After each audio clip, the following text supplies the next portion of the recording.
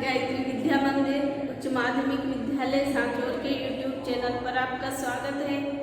प्रिय विद्यार्थियों, आज हम कक्षा 9 की जो क्षितिज बुक है उसका पाठ है प्रकरण है हमारा हजारी प्रसाद द्विवेदी और उनका निबंध है एक कुत्ता और एक मैना।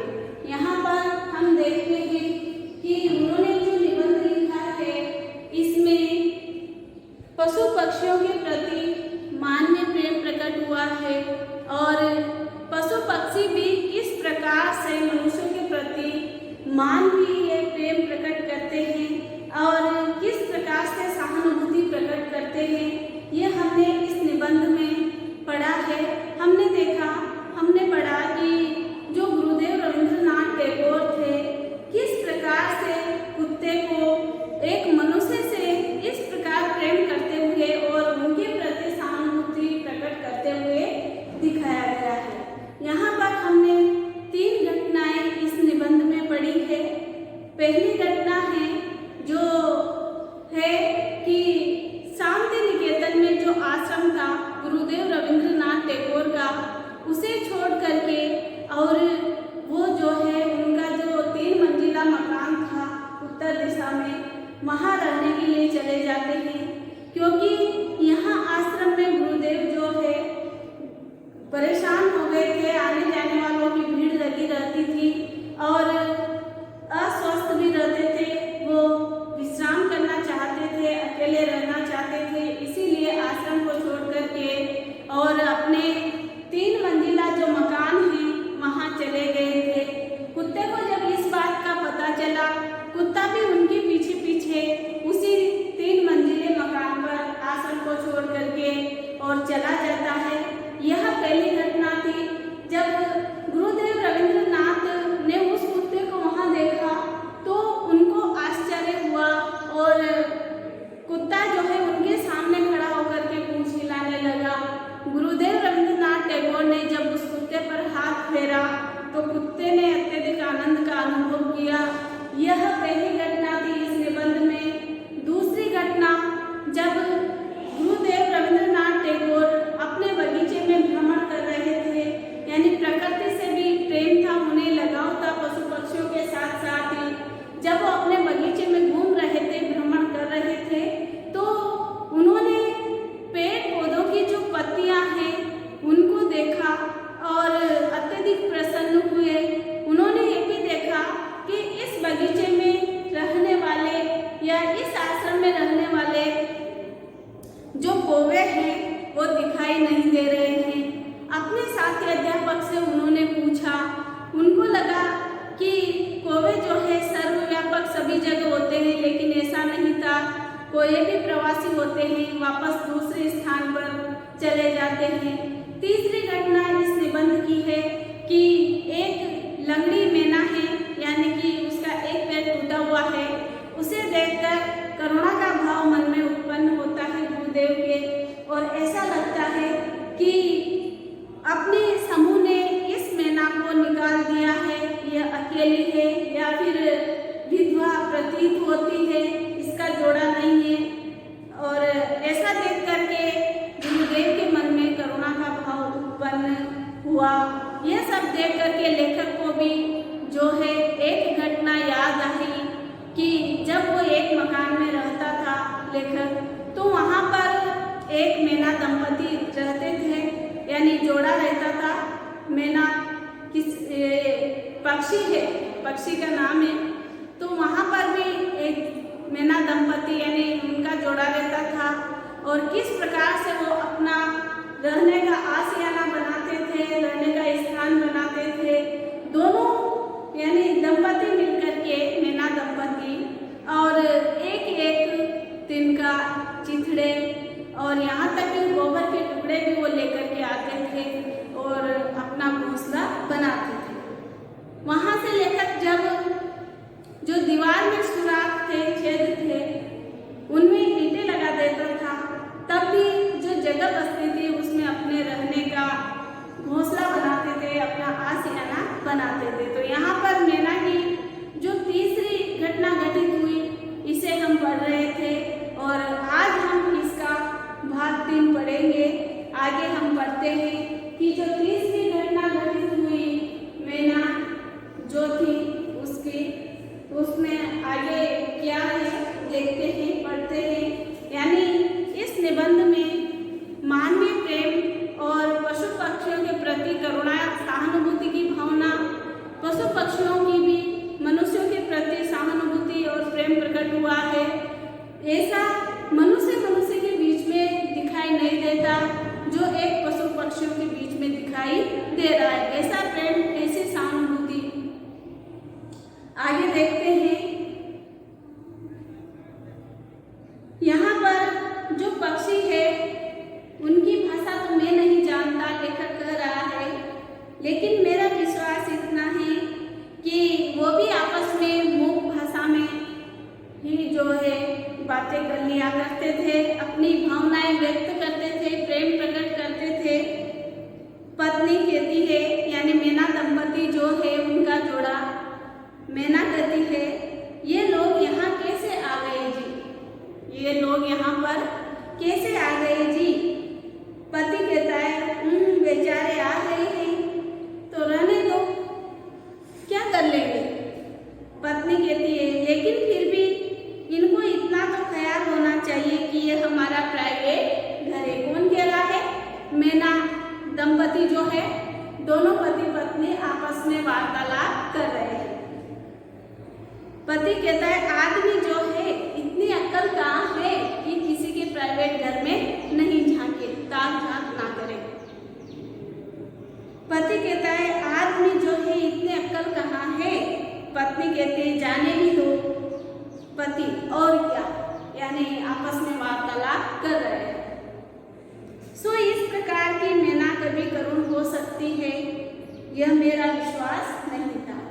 वो गुरुदेव रविंद्रनाथ के टैगोर के बरामदे में जो मैना थी, जो लंगड़ी थी, जो समूह से निकाल दी गई थी, ऐसा लग रहा था, वो अलग थी और ये मैना दंपति अलग है, क्योंकि यह लेखक के साथ घटित हुई घटना है और वो जो घटना थी वो गुरुदेव रविंद्रनाथ टैगोर के साथ घटित हुई थी और उन्होंने उस पर एक कविता भी लिखी थी।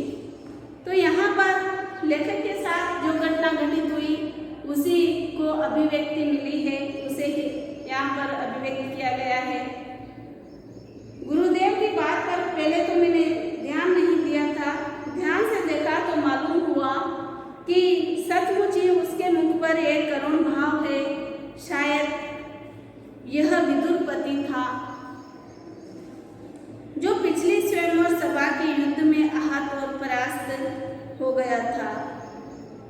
यह विधवा पत्नी है जो पिछले बिडाल के आक्रमण के समय पति को खोकर युद्ध में इस चोट खाकर एकांत विहार कर रही है। अब यहाँ पर जो लंबी मैना थी, यानी जिसके एक पैर नहीं था, वो घटना लेखक के दिमाग में घूमती है और लेखक सोचता है कि शायद ये विदुर पति था, या तो ये मैना जो है ये दोनों में से, पति पत्नी में से पति है जो विदुर है, यानी इसकी पत्नी नहीं है, या फिर ये पत्नी है जो स्वयंवर के सभा में युद्ध में आहत हुई, चोट पहुंची और इसका पति हार गया इसे, या ये विधवा पत्नी है, यानी लेखक जो है उस मैना जो थी लंगड़ी मैना उसके लिए कल्पना कर रहे हैं, या फिर किसी बिलाव के आक्रमण के समय पति को खोकर युद्ध में चोट खा गई है। हाय, क्यों इसकी ऐसी दशा है। शायद इसी मैना को लक्ष्य करके गुरुदेव ने बाद में एक कविता लिखी थी जिसके कुछ अंश यानी कुछ भाग इसका इस प्रकार से है। इसी मैना को लक्ष्य करके गुरुदेव ने बाद में एक कविता लिखी थी जिसके कुछ भाग इस प्रकार से हैं।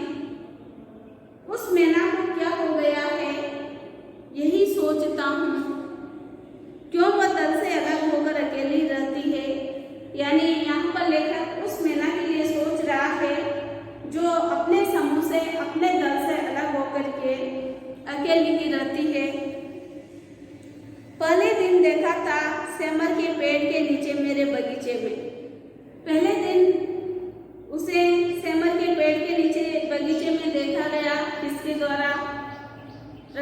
रवींद्रनाथ टैगोर के द्वारा जान पड़ा जैसे एक पेड़ से लकड़ा रही है।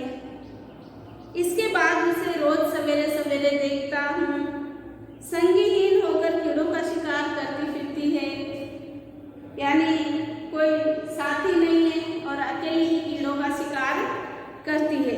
चढ़ जाती है बरामदे में, नाच नाच कर चहलकदमी किया करती है, मुझसे जरा भी नहीं डरती, यानी थोड़ा सा भी नहीं डरती है। क्यों है ऐसी दशा इसकी, मैना की ऐसी दशा क्यों है? गुरुदेव सोच रहे हैं, विचार कर रहे हैं। समाज के किस दंड पर उसे निर्वासन यानी देश मिला है, उसे निकाल दिया गया है। समाज ने यानी मैना का जो समाज है, उसका जो समूह है, उसने इसे ऐसा दंड क्यों दिया? अपने समूह से या समाज से देश से क्यों निकाल दिया है? दल के किस विचार पर उसने मान किया? कुछ ही दूर और मैनाएं बकझक कर रही है, यानी थोड़ी ही दूर जो है और भी मैना पक्षी है जो चहचहा रहे हैं, घास पर उछल कूद कर रही है, उड़ती फिरती है। शिरीष की शाखाओं पर, शिरीष का जो पेड़ होता है उसकी शाखाओं पर। इस बेचारे को ऐसा कुछ भी शौक नहीं है, इसके जीवन में कहाँ गांठ पड़ी है, यही सोच रहा हूँ। यानी इसको इतना दुख क्यों देखना पड़ रहा है, यही सोच रहा हूँ। सवेरे की धूप में मानो सहज मन से आहार चुगती हुई झड़े हुए पत्तों पर कूदती फिरती है। सारा दिन किसी के ऊपर इसका कुछ अभियोग है, यह बात बिल्कुल नहीं जान पड़ती कि कोई इसका सहयोग करता है। इसकी चाल में वैराग्य का घर भी तो नहीं है, दो आग सी जलती आंखें भी तो नहीं दिखती इसकी, यानी आंखों में भी प्रेम की भावना नहीं है, चमक नहीं है, तेज नहीं है। जब मैं इस कविता को पढ़ता हूँ तो उस मैना की करुण मूर्ति मेरे सामने प्रत्यक्ष में आ जाती है। कैसे मैंने उसे देखकर भी नहीं देखा, और किस प्रकार कवि की आंखें उस बेचारे के मर्म स्थल यानी उसके हृदय तक पहुंच गई, सोचता हूँ तो हैरान रह जाता हूँ। लेखक अपने भाव व्यक्त कर रहा है। एक दिन वह मैना उड़ गई। सायंकाल यानी शाम के समय कवि ने उसे नहीं देखा, और जब वो अकेले जाया करती उस दाल के कोने में, जब झिंगुर अंधकार में झनकारता रहता है, जब हवा में बांस के पत्ते झरझराते हैं, पेड़ों की फांक से पुकारा करता है, नींद तोड़ने वाला संध्या तारा कितना करुण है, उसका गायब हो जाना, यानी जो शाम का जो तारा होता है वो कितना करुणापूर्ण दिखाई देता है, उस तारे का गायब हो जाना। देखिए यहाँ पर ध्यान दीजिएगा, ये जो लाइन आई है इसको ध्यान से पढ़िए कि पेड़ों की फांक से पुकारा करता है नींद तोड़ने वाला संध्या तारा, कितना करुण है उसका गायब हो जाना। यहाँ पर यह पंक्ति किसके लिए आई है? यह जो मैना है, लंगड़ी मैना, यानी जिसे समूह से निकाल दिया गया है, जो यूथ भ्रष्ट है, उसके लिए यह पंक्ति आई है, और संध्या का तारा उसी के लिए कहा गया है। ऐसा क्यों कहा गया है? क्योंकि लेखक सवेरे सवेरे जो है उस मैना की आवाज और उसकी चहलकदमी लेखक को सुनाई देती, दिखाई देती थी, उसकी आवाज, उसकी चहलकदमी, और लेखक नींद से जाग जाता था तो उसका गायब हो जाना अचानक से कितना करुणापूर्ण है, कितना दयापूर्ण है। यहाँ पर यह पंक्ति जो है मैना के लिए आई है। तो यहाँ पर हमने पढ़ा, ये पाठ आपका समाप्त होता है, और इस पाठ में 3 घटनाएं हमने पढ़ी है। इस निबंध में डॉक्टर हजारी प्रसाद द्विवेदी का जो निबंध है, एक कुत्ता और एक मैना, तो यहाँ पर एक कुत्ते और एक मैना की घटना हम पढ़ चुके हैं।